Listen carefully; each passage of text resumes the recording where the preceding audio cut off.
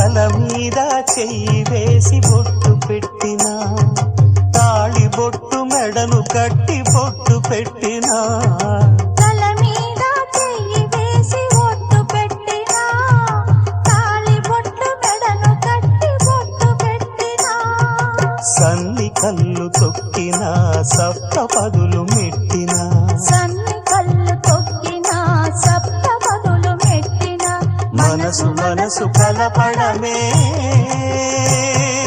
మంత్రం పరమార్థం.